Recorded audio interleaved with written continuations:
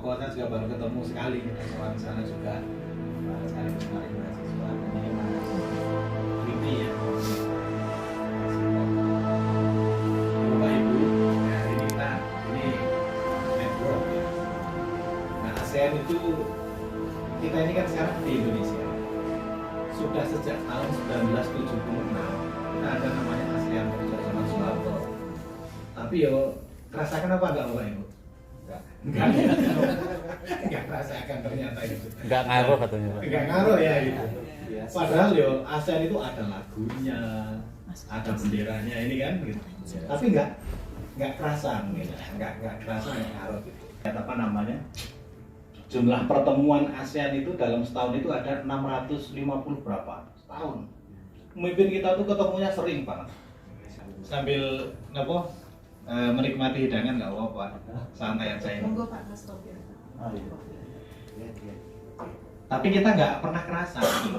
Jadi ada gap antara yang dibayangkan pemerintah dengan yang dibayangkan masyarakat.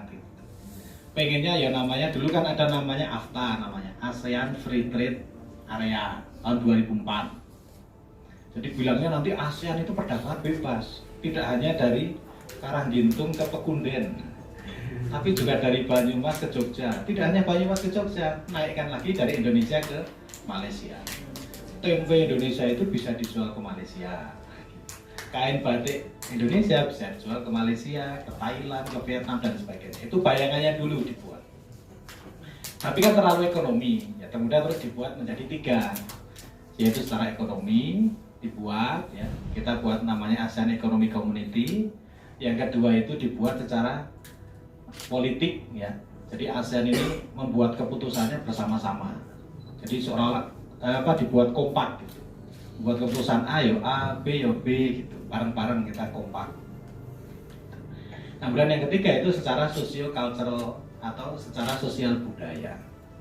Jadi masyarakat ASEAN itu seharusnya itu ya sudah saling terhubung seperti mudahnya orang dari Pekunden ke Jogja. Itu kan sudah terintegrasi nama Indonesia. Nah, harusnya itu mahasiswa Unsud itu ya pergi ke Universitas Malaya di mana? Malaysia itu biasa harusnya gitu kan. Cita-citanya kan anak kita lahir itu harusnya sekolahnya nggak cuma pilihannya Unsud, UI ya. Pilihannya tuh ya ada Universitas Malaya, ada Chulalongkorn gitu loh. Nah, itu bukti kalau sudah terintegrasi. Tapi kan belum. Ternyata belum. Padahal sudah dari tahun 1970-an. Jadi kan sudah lama ASEAN. Tahun ini sudah 42, meeting yang ke-42 di Indonesia sebagai ketua. Jadi ya itu mungkin kita nilai sebagai apa? Kegagalan mungkin ya. Kegagalan ASEAN untuk menghubungkan gitu. Harusnya kan kita merasain. Seperti anak-anak muda ini saya bilang dengan kalian itu bayangannya punya istri ya, punya suami itu sekarang tuh harusnya kan ya. Nah, kan itu alternatifnya kan tidak hanya perempuan atau laki-laki Jogja, Jakarta, tapi juga ada perempuan laki-laki dari Kuala Lumpur, dari Singapura. Nah, orang tua setuju apa enggak? Nah, itu kan juga berarti belum berubah, secara pemikiran belum berubah. Harapannya padahal kalau bisa terintegrasi modelnya seperti Uni Eropa Bapak Ibu. Jangan kalau ke Eropa, kita belum pernah ya, kepala desa mungkin kapan-kapan bikin program ke Eropa itu. Visanya sekali, bisa pergi kemana-mana. Bisa ke Italia, bisa ke Spanyol, ya. Jadi visanya satu. Pertanyaannya uangnya siapa yang Nah itu yen Bu, pakai yen, ono duitnya. Loh, kepala desa kan nabung sebentar, kan 5 tahun periode pertama ya bisa untuk.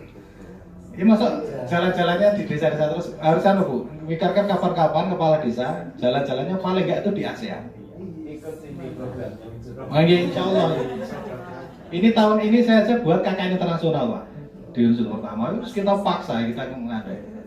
Masuk KKN ya bukan di sini nggak ada masalah, di sini ada masalah, tapi kan kita coba. Ada warga negara kita di Malaysia juga ada masalah. Warga negara Indonesia di Malaysia mereka tidak terdokumentasi ya, jadi nggak punya dokumen lengkap. Di Unsud sekarang ngirim ada nanti 24 mahasiswa ke sana. Ini tahun ini pertama kita coba. Ya kalau nggak kayak gitu, ya kita kurang ASEAN-nya gitu. Nah ini kepala desa Banyumas nanti moga-moga juga Kebayang ya, wah ini aku kepala desa orang yang kepala desa Indonesia, ini kepala desa nih pendampingan dari unsur. neng ASEAN kan gitu. Iya. Nah, nanti kita lihat tuh, Isinya gitu. iya manfaatnya apa gitu. Nanti kita lihat. Coba next, coba. Nanti biar nggak kelamaan juga. Wah ini malah tulisannya kecil-kecil ya. Ini Kurang baca. nggak kebaca ya. Bisa calon. Ya ini jadi memang sebenarnya masyarakat itu kalau pendapatannya itu antara 3,20 sampai itu. Jadi kalau pendapatannya di atas itu maka orang sebenarnya ada penambahan kesejahteraan double. Tetapi sebenarnya kalau di desa kita punya indikator-indikator yang dianggap ya ini menurut UNESCAP ya yang ketiga adalah taraf hidup. Ya walaupun kalau ilmuwan Indonesia nolak dengan cara ini karena dulu Prof. Kuncoro Ningrat ya menyebut pakai sembako 9 bahan pokok. Indikatornya enggak ini, indikatornya itu sembako gitu. Ya kadang-kadang indikator internasional itu memang enggak cocok ya dengan kita itu. Misalnya di kampus saja ya, misalnya kita buat kriteria Mister itu miskin tapi pinter untuk beasiswa bidik misi itu kan harus yang rumahnya itu misalnya tidak punya temboknya itu tidak dari batu bata. Sekarang di mana rumah nggak tembok batu bata kan sulit. Itu kadang nggak ketemu. Tapi ini kan kita baca secara umum aja seperti itu. Secara umum. Nah di ASEAN juga sama persoalannya itu desa itu juga punya persoalan-persoalan sendiri.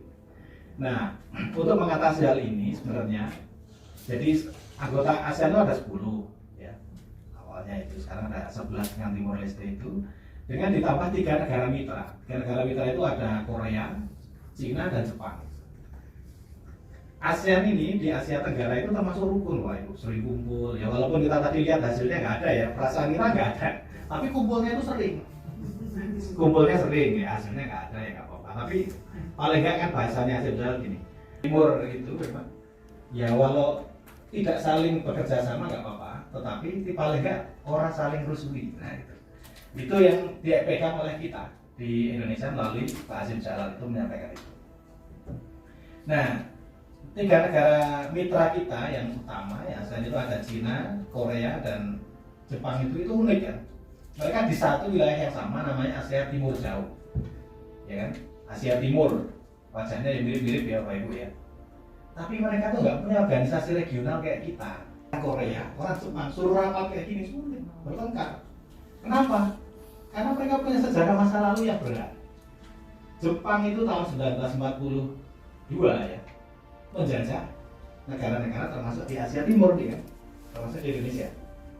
Nah di sana ya kan ada namanya kalau di ASEAN misalnya Joko Bosbi dan Fu itu perempuan yang dijadikan penguasa seks atau PSK. Baik itu di Korea, baik itu di Cina, juga di Indonesia. Tapi orang Indonesia kan mudah maafkan ya, sudah lupa.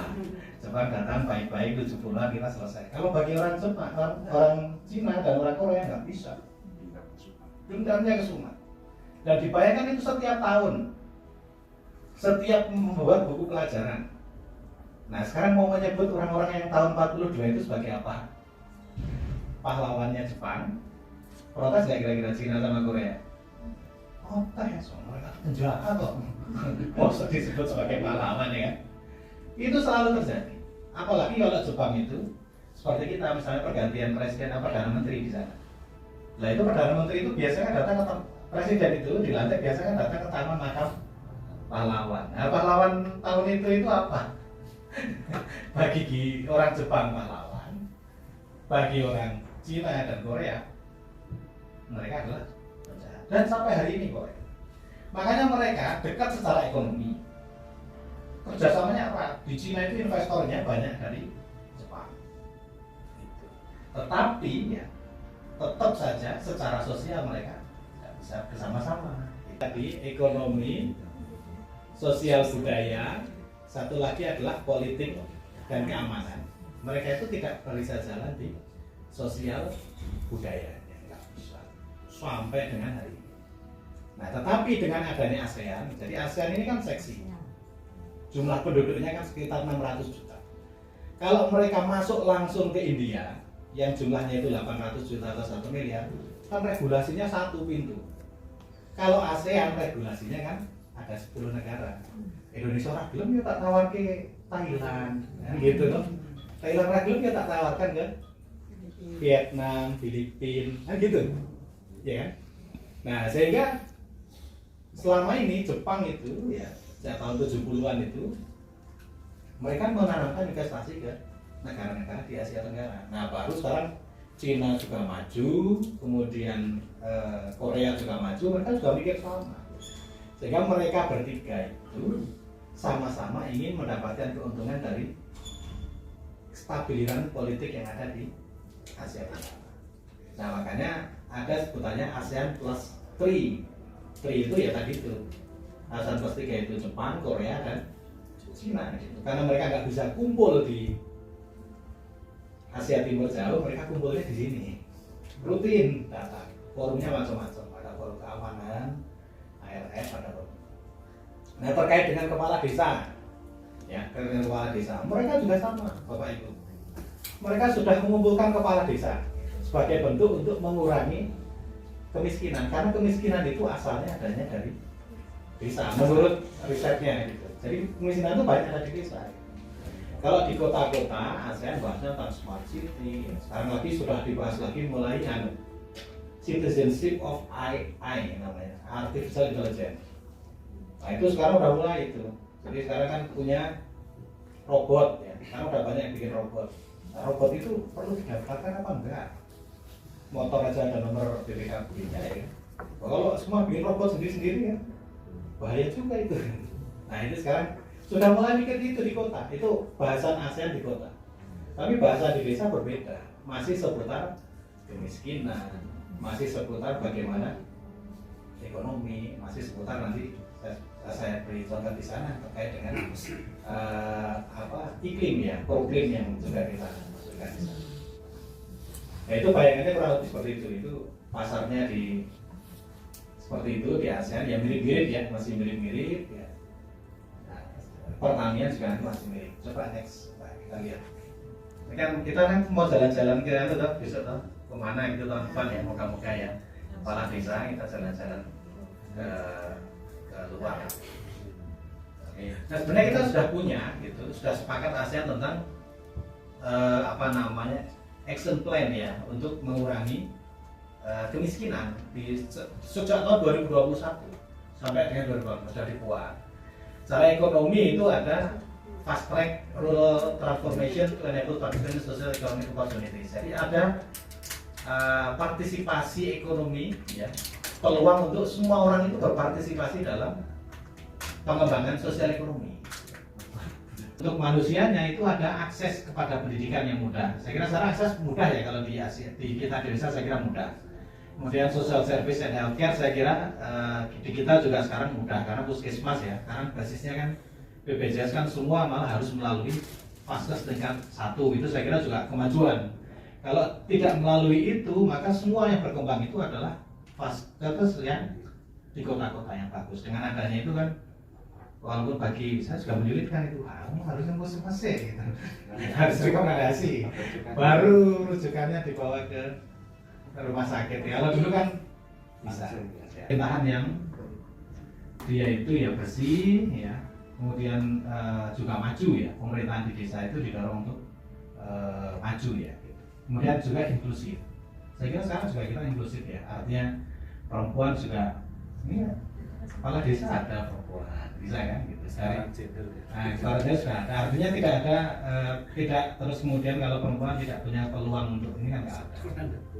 Kemarin juga pandangan-pandangan kita terkait dengan apakah yang memilih perempuan atau laki-laki, saya kira kan sekarang nggak begitu masalah. Yang kerja yang diharapkan di ASEAN. Tapi juga ada beberapa yang belum ya, misalnya tentang ekonomi. Ya saya kira partisipasi ini ekonomi ya, walaupun di desa saya kira masih tetap yang kuat, yang modalnya besar ya, kuat dan itu tetap masih ada. Termasuk ini pengembangan wisata-wisata itu juga ternyata ya secara ekonomi mendatangkan masalah juga ya. Saya datang ke Gua Pindul ya, atau Kali Suci di mana? Gunung Kidul. itu kan luar biasa ramai. Tapi gara-gara komunitas-komunitas kecil-kecil itu penetapan harganya kan beda-beda. Kali suci itu ada dari gerbang A, B, sampai banyaknya gerbang, bahkan masih ada 5 kilo atau 8 kilo jauh dari lokasi itu sudah ada. Sehingga kalau bagi wisatawan belum tahu, wah ini ke sini, itu ke sana, ke bawah. Harganya mungkin merasa lebih mahal, kok itu lebih murah kan. Sehingga ketika konsumen komplain, antar penyedia layanan ini akhirnya kan bertengkar sendiri. Akhirnya diwadahi pakai BUMDes. Diwadahi BUMDes, ya nggak putus. Nah makanya sekarang kan nggak begitu. Nah ini saya kira kan pengalaman seperti itu kan secara ekonomi ya, itu juga harus dipikirkan oleh kepala desa. Karena kita di sini posisinya kepala desa ya, kita sambil mikirkan bagaimana membuat good governance itu. Secara institusinya juga bagus dan sebagainya. Saya kira nanti apa yang bisa kita ambil dari ASEAN Village Network nanti dari situ. Next, Mbak. Apa ya kelamaan ini? Nah ini secara umum ya, jumlah populasi. Sebenarnya yang tinggal di desa itu kan semakin sedikit ya, Bapak Ibu ya. Sebenarnya loh. Karena desa-desa banyak yang berubah jadi kota. Kota ya, jadi desa kan statusnya. Tapi kalau posisinya kan juga sudah di dekat dengan kota gitu. Di mana-mana itu, yang mulai dari Brunei itu misalnya tahun 2010 itu populasi yang tinggal di desa itu ada 25. Sekarang 2020 ya, 2020 itu ada 22, ada penurunan. Jadi tren di semua negara, kalau Singapura nggak ada desanya malah itu nol semua, udah kota semua. Juga semakin sedikit. Jadi itu umum ya. Jadi sejak dulu isu urbanisasi dan sebagainya ya itu kita rasakan sekarang. Jadi memang secara umum itu jumlah masyarakat yang tinggal di desa itu sedikit. Nah, itu juga mungkin perlu diteliti kenapa gitu dan sebagainya. Saya kira itu nanti biar teman-teman yang melakukan penelitian ya secara umum itu seperti apa. Kemudian next. Kemudian orang yang bekerja di sektor pertanian. Nah, gitu. Wah kasih dong nganggur kok lahan-lahan. Mending ojek toh mas. Jalan pisan itu 20.000 jelas. Yang namanya bertani itu dapatnya mungkin 500.000 aja nunggu 4 bulan, 5 bulan. Belum kalau ada musuh namanya tikus, orang, wah udah itu. Dan sebagian itu petani yang kerja di sektor pertanian itu bukan pemilik lahan di Indonesia ya. Apa ada reformasi agraria? Jepang dulu juga ngalamin itu, tapi kan semua terus di reformasi agraria. Nah sekarang kalau ngolah lahan cuma 100 meter atau mungkin ya 1000 meter itu kan terlalu kecil. Sedangkan sekarang di negara-negara maju itu mereka sudah menggunakan teknologi tingkat tinggi. Nah, ini di Vietnam juga yang kita lihat impor beras dari sana kan, ternyata ya tetap mereka jumlah orang yang bekerja di sektor pertanian yaitu terus mengalami penurunan. Nah ini kan juga harus Bapak Ibu ketahui untuk nanti menangkap kira-kira itu pembangunan ke arah pertaniannya kemana, masih dipertahankan apa enggak. Itu kan juga nanti harus dipikirkan gitu. Tapi yang lebih besar lagi sebenarnya itu PR-nya pemerintah untuk reformasi agraria ya. Itu apakah ya misalnya 1 hektar dikelola 1 orang sebenarnya bisa itu kalau dengan teknologi gitu. Tapi kita kan 1 hektar mungkin dikelola 10 orang atau 20 orang gitu. Sehingga ya terjadi ya rantai kemiskinan yang terus menerus. Nah ini saya kira nanti kita juga ingin dengar dari Pak Kata misalnya pengubahan ke duren gitu. Apakah juga kan katanya itu solusi ya. Di tempat saya itu ada ini kelengkeng Sembada Sleman itu. Bunganya rontok Bu. Jadi yang ada memang di tangga saya itu 1 pohon itu bisa 25 kilo. Wah itu dibeli gandum Parjiman yang mana Golkar itu 40.000 langsung 1 juta. Wah yang lain tertarik, lah udah bikin dikasih, ternyata kena hujan habis. Saya juga di sini nanam 1 itu cuma keluar 3 biji. Bukan 3 biji, wah ini berarti kan harus modal lagi saya itu. Wah berarti tapi itu tak tutup ya. Ora cocok lah mending tuku nang warung 40.000 dapat. Tinggal makan. Kata bapak saya gitu, terus bapak nang warung lah duit gampang katanya. Nandur duit. Tapi ini secara umum ya Bapak Ibu ya, terkait dengan agriculture kita ada tren perubahan. Memang anak-anak muda itu tidak mau kerja di pertanian. Saya kira di tempat baru ya sama ya, mungkin paling enggak orang pada nggak mau di pertanian. Kalaupun ada pun terpaksa. Itu soal itu. Karena kita itu mau dandan rumah itu cari, ini kan sulit ya. Tapi kok anak muda nggak mau kerja di tukang gitu. Padahal sulit apa enggak jadi tukang ya gitu kan. Saya juga belum ada riset, tapi saya nggak dapat datanya gitu terkait dengan yang sektor tukang itu. Next Mbak coba. Nah ini akses, ya ini juga salah satu indikator yaitu akses untuk mendapatkan air bersih lah gitu. Alami peningkatan. Ya. Bahkan Thailand sudah 100%. Kita masih di angka 75 sampai 85%, naik ya dari tahun 2010 ke 2020. Ya mungkin ada daerah-daerah tertentu yang belum dapat akses mudah secara air. Jadi dengan salah satu poin SDG juga kita desa juga harus memikirkan itu. Jadi semua orang bisa dapat akses air bersih. Karena itu sumbang, jadi harus mudah. Saya kira di kita udah banyak ya program untuk itu ya. Air untuk air bersih, Pamsimas dan sebagainya. Pamsimas masyarakat sendiri ya itu ya komunitas ya. Masyarakat rela ya. Termasuk pendidikan masyarakat rela. Kali ngawasi kemudian di beberapa. Ya tapi secara umum ya terkait dengan data akses kepada air bersih, alhamdulillah kita di semua negara ASEAN itu sudah mengalami peningkatan akses ke air bersih. Jadi, nah kita juga kalau masih belum ada itu saya kira nanti PR bagi kita ya yang mengelola desa. Next, Mbak. Apa sih topik yang dikembangkan di ASEAN secara umum ya tahun 2020-2021 itu sebenarnya ada 4 topik ya yang secara umum. Yang satu lagi adalah Mekong ya, mengenai pengembangan Mekong River gitu. Tapi kita nggak masuk ke situ. Nah yang pertama itu memang literasi Bapak Ibu, budaya membaca. Di ASEAN itu budaya membaca itu masih juga minim, rendah. Apalagi dengan sekarang adanya HP, gitu anak-anak juga game. Ya, program kita juga ada namanya Kuda Pustaka.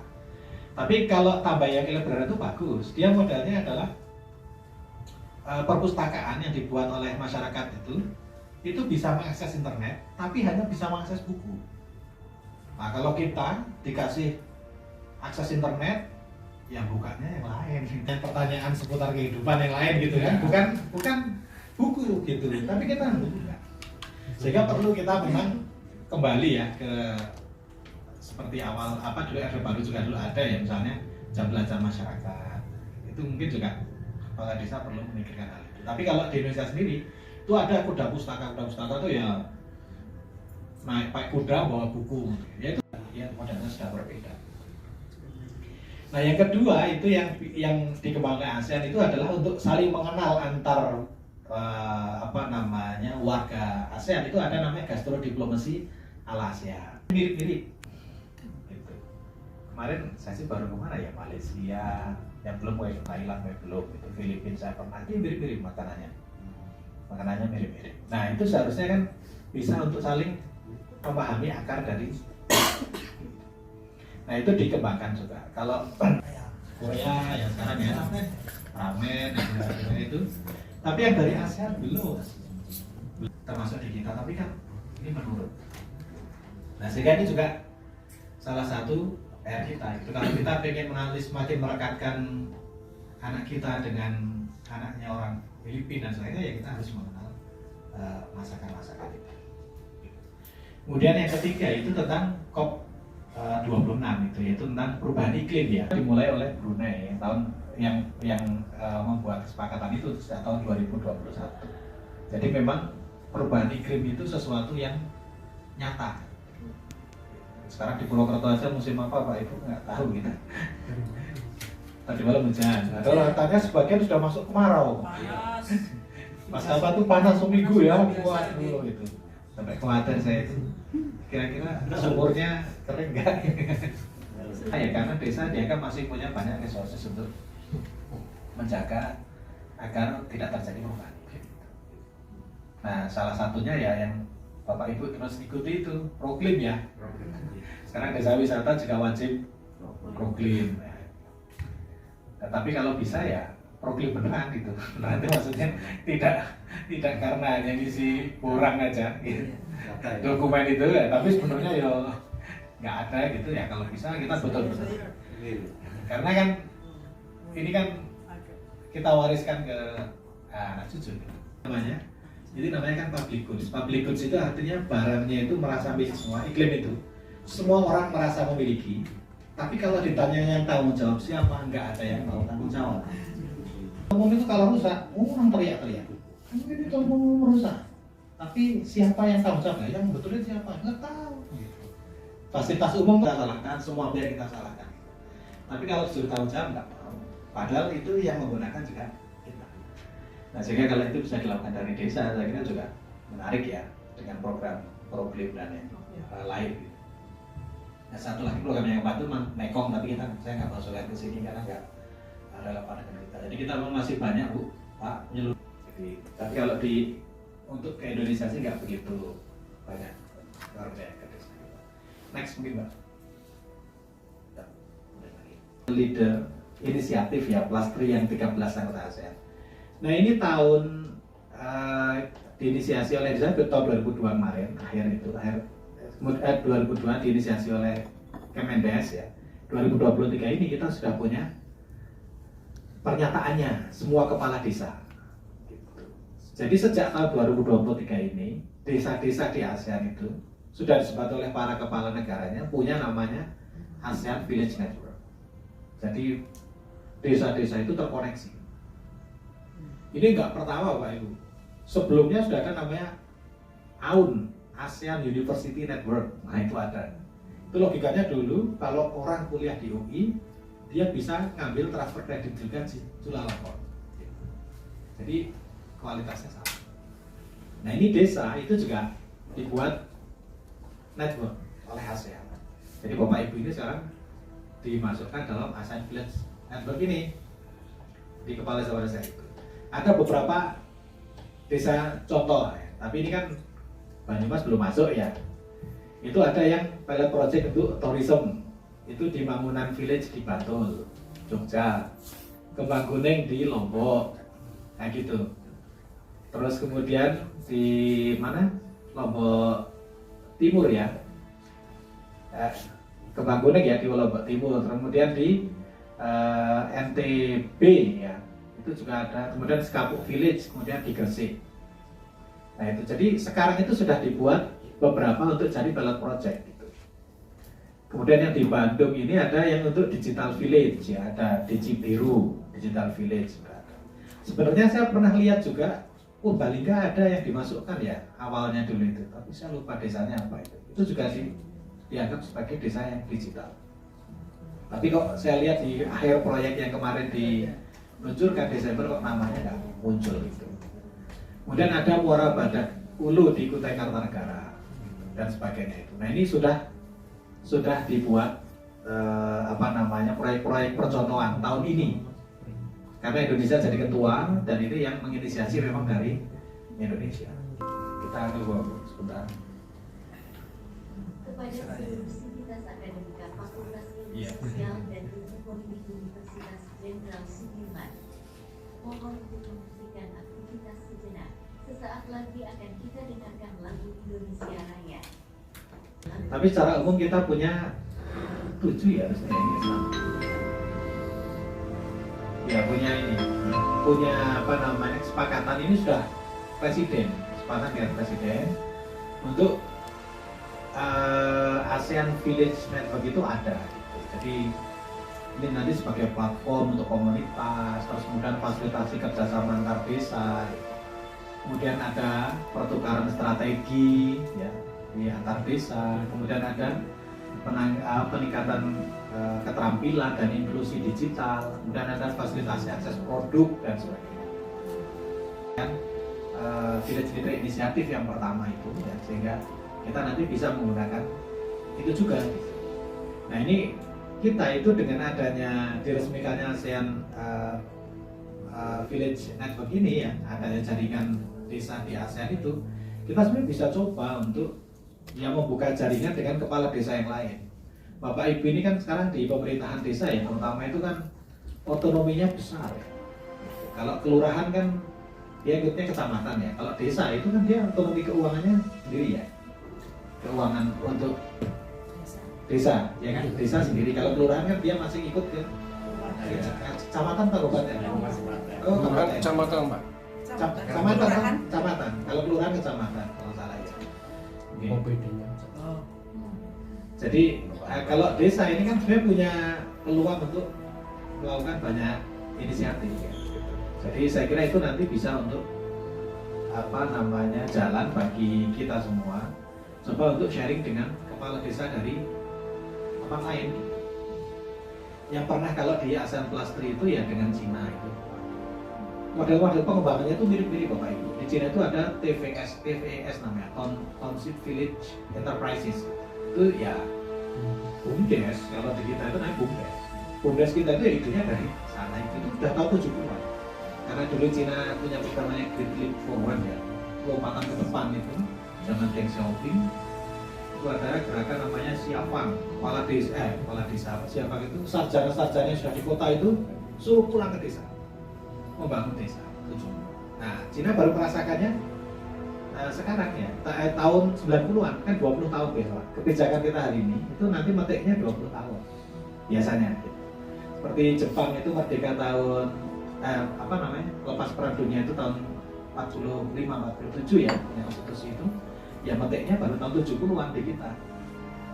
Gila-gilaan dia investasi sampai kita sebut dulu economic animal kan, Jepang itu economic animal sampai ada peristiwa namanya malaria dulu. Malah petaka 15 Januari itu kan tuh memprotes Perdana Menteri Tanaka yang ke Indonesia. Karena anggapnya Jepang itu yang dipikirkan main duit terus gitu. Kita protes. Yang protes ya sebenarnya mafia Berkeley itu. Yang lulusan Amerika kan, yang biasanya udah mapan dengan investasi Amerika kok tiba-tiba investasi Jepang, mereka teriak-teriak. Maka ada peristiwa matahari. Sehingga Jepang saat itu mengeluarkan namanya heart to heart diplomasi. Diplomasi itu harus pakai hati. Ada budaya, dibuatlah film namanya Doraemon, yang kayak gede-gede itu ya. Sampai sekarang masih ada, kalau saya kecil 32 tahun seperti itu ya. Nah sekarang kita ngadep itu di Cina kan. Cina 90-an nama overheat, 20 tahun berarti 2010 kita ngerasakan. Begitu kaget. Bayang saya lo disamani minggu depan di belakang. Ayo. Sampai 25. Kan ada APBD Belum lama itu. tembak aja sih. Jenengan kapan purnanya? Nah, sebelum itu APBDes perubahan bisa kan? Boleh kan ya Mas Iman untuk itu kan boleh? Agar nanti gini Bapak Ibu. Iya, 3%-nya kan boleh. 3% tuh boleh. Iya, 3%-nya. 3%. Oke. 3% habis Pak. Bercanda itu. Loh itu beneran. Kalau itu memang saya sekarang punya keinginan itu ya. Saya juga dengan program ini apa ya. Mahasiswa saya kita dorong untuk keluar. Saya sama pertukaran pelajar juga ke Thailand. Terus kalau semester genap kayak kemarin mahasiswa Malaysia yang ke sini. Saya pesannya gitu. Paling nggak yang tidak ke sana punya interaksi dengan podo wae wong Malaysia ya enggak apa, podo wae kan enggak apa-apa. Bilangnya podo wae waduh atau podo wae sebelum mangane yo. Saya tuh di Genting Island tuh yang tempat apa tuh? Tempat judi ya makanya klepon saya. Jajannya klepon. Tapi kan yo Klepon Malaysia. Jajan klepon kan tetap beda. Aku nggak tahu namanya tapi kan ya aku saya emang sukanya klepon aja. Makan itu jajan jauh klepon ya nggak apa-apa. Tapi kan paling nggak ada apa ya. Nah itu siapa tahu nanti kita bisa mendorong desa juga untuk punya jaringan. Oh gitu. Pak Hatam ini punya teman nih di desa di Pahang. Wah kan gitu. Siapa tahu nanti anaknya nek tulang rono. Oke. Nah, kan? Desa Pangga itu juga pernah kita dari Pak siapa namanya yang kirim ke Malaysia Pak Widi Mas Widi Pak Sob lali kita sering Pak Kirwan itu juga ngirim ini geduknya sampai Iya, geduknya sampai Malaysia. yaitu next cuma ini masih ada berapa lagi ya. Nah kemudian yang selanjutnya itu memang belajar bagaimana nanti menangani investasi asing ya, Pak kita sambil jalan ya. Walaupun itu sebenarnya kewenangannya paling banyak di pemerintah daerah, tapi paling enggak pemerintah desa itu tahu karena perjanjian pendukungnya banyak sekali untuk nanti sebenarnya ada Korea, Cina ya, yang kebanyakan Korea ya, India, Hong Kong dan lain-lainnya itu memang didorong untuk mereka investasi di sini. Dua itu ikut di Kemenlu namanya tim percepatan investasi asing. Salah satunya EBT itu energi baru terbarukan. Itu yang namanya dari Cina itu investor itu udah ngantri untuk membuat energi baru terbarukan di Indonesia. Tapi persoalannya kan di kita ini sudah terlalu banyak energi yang pakai fosil atau pakai batu bara. Nah kita ini kan sekarang sudah nggak kurang listrik, kelebihan listrik. Jadi kan kalau mau naikkan daya kan saking senangnya PLN. Jadi kalau dulu kita pernah ada kampanye hemat listrik, hemat biaya itu kan, sekarang ada nggak kampanye itu? Udah ada, kalau bisa boros ya. Karena kita ini salah planning menurut saya ya. Tapi kalau PLN nggak bagus betul. Tapi kita ini menyediakan terlalu banyak listrik sekarang ini, over capacity. Sehingga memang solusinya adalah baterai. Ya kalau listrik sudah terlalu banyak, itu kan makanannya kan makanan istilahnya kalau kayak makanan ya itu kan mau tidak mau PLN harus dibeli oleh pemerintah. Ya, ini secara umum sih sebenarnya tapi enggak.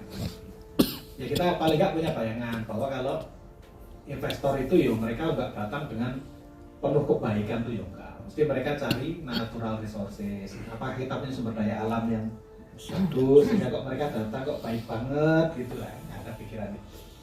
Ada misalnya strategi asset seeking ya, investor itu mengincar gitu.